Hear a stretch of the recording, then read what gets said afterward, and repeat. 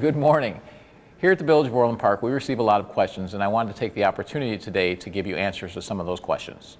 One of the questions is that they're hearing less and less about COVID cases in Orland Park, and can I provide an update?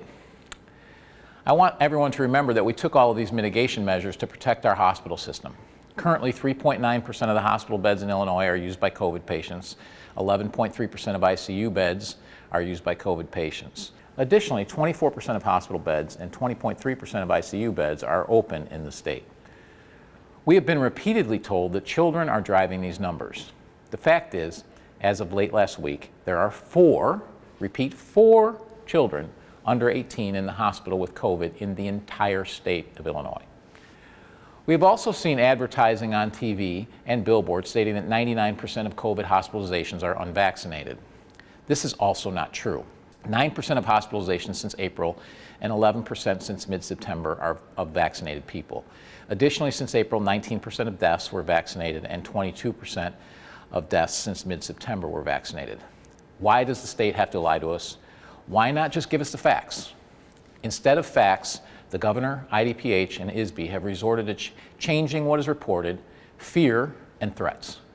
We have already witnessed a parent have rights taken away because they themselves weren't vaccinated, and a downstate doctor have his medical license reviewed because of his votes as a school board member. Mark my words, more of this is coming, as evidenced by a Senate committee voting to make the Healthcare Conscience Act inapplicable to COVID mandates. This is a precursor of what is to come when they mandate children get vaccinated and parents don't comply.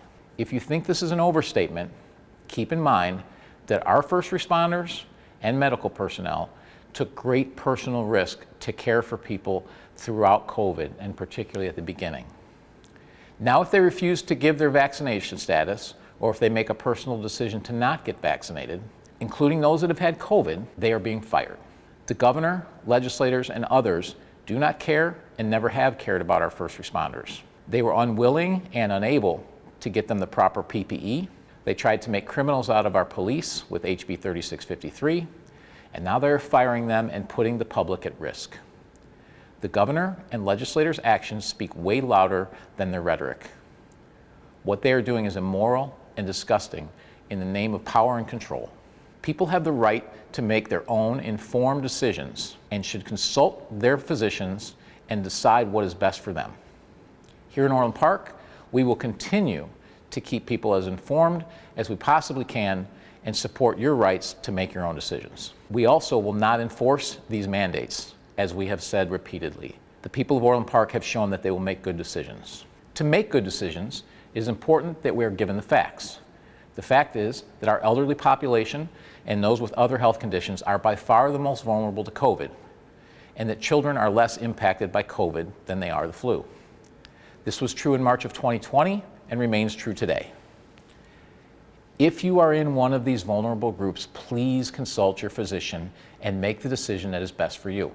Additionally, the facts are clear that the vaccinated are less likely to be hospitalized, but also vaccines are not a panacea, and that vaccinated people still get COVID. The bottom line, if you are sick, even if you're vaccinated, please call your doctor and get the appropriate care. There are treatments that are effective if given in the first 10 days, and your doctor can advise you on the best treatment for you to take. The next question is, what is going on at Riviera?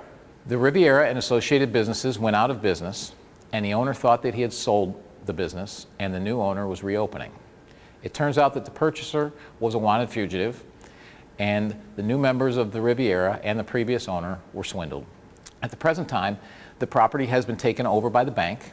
Any purchaser of the property will need to follow village rules and ordinances, whether they want to reopen or redevelop the property. Additionally, at this time, we understand that the bank will open up so that members can get their belongings at some point in the future, and there'll be more to come on that. Next question is, trick-or-treating allowed this year? Yes, trick-or-treating is allowed from 2 p.m. to 7 p.m. on Sunday, which is the normal length of time we allow for trick-or-treating when Halloween falls on a weekend. I hope that everyone has a good time. Please be safe.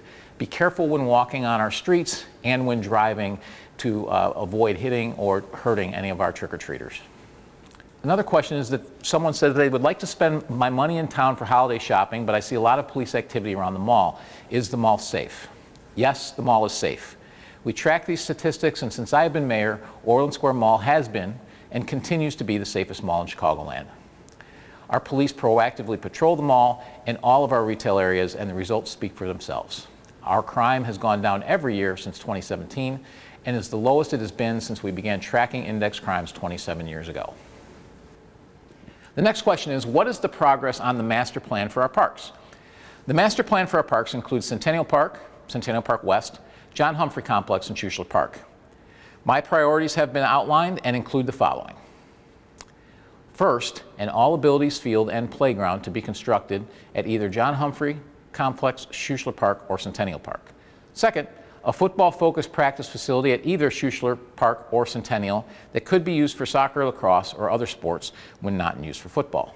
The fact that this was not done when Centennial was first built was an oversight that we will correct. Third, permanent amenities at Centennial Park West. The village previously spent millions of dollars on the site, but put no electricity, no permanent staging, or other infrastructure in place. Adding permanency to the site will allow us to host more events at the site at a lower cost. Lastly, an 8-field complex that has been studied and contemplated a few years ago. By constructing turf fields that are large enough for high school baseball, they can also be used for field sports such as soccer and lacrosse. This will provide a large number of fields for weekday use and a complex that will be highly sought after for tournaments for weekends and bring the hotel stays, restaurant visits, and shopping that come with travel tournaments. The efforts we have taken over the last 4 years have put us in a good position to make these much-needed investments in an over 30-year-old infrastructure. In addition, over the last few years, we have made major investments in over 15 parks, plus John Humphrey. We've resurfaced over 25 basketball and tennis courts and installed over a dozen shade structures. I am committed to continuing to invest in these parks that were neglected for far too long. The next question we have is, why are we receiving so much less money in recovery funds than Chicagoans? Congress passed the American Rescue Plan, and there are two types of communities. Entitlement communities, which include towns over 50,000 and would include Orland Park, and non-entitlement communities. Non-entitlement communities received $135.94 per person based on the 2010 census. Entitlement communities were based on the higher amount of two formulas that are prescribed by law from Congress. The first formula uses population, poverty, and overcrowded housing. The second uses population, housing built prior to 1940, and growth rate since 1960. Clearly, these formulas favor poorly run, older urban areas and push money away from towns that have been successful and have grown since 1960, like Orland Park. Using this formula, the village of Orland Park was given approximately $5 million, $2.9 million less than we would have received through the per capita formula. We are dead last of the 46 communities in Illinois getting money directly from the federal government on a per capita basis. Orland Park has approximately 58,000 residents. To put this in perspective, Oak Park, with 52,000 residents and a higher median household income, received $39 million. Evanston, the home of the very affluent Northwestern University, received over $43 million. Congress, and specifically our congressional representatives Marie Newman and Bobby Rush, believe that the people of Orland Park are less valuable and worth less than the average Illinois resident, and over 8 times less than the Chicagoans they represent.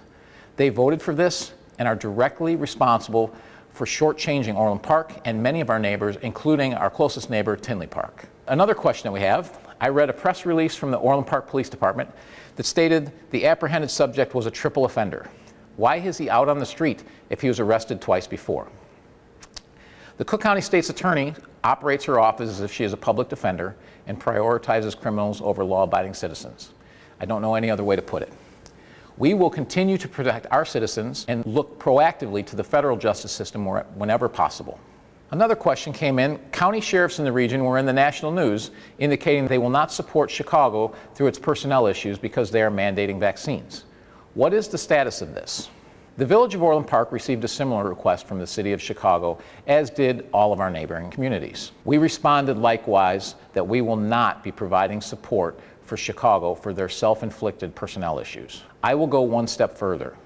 Congress indicated that a Chicago resident is worth over 8 times more than an Orland Park resident. Congress has redirected our tax dollars to Chicago.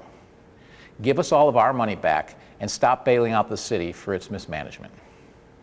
The next question we have is, will I be running in the turkey trot this year? No, I will not.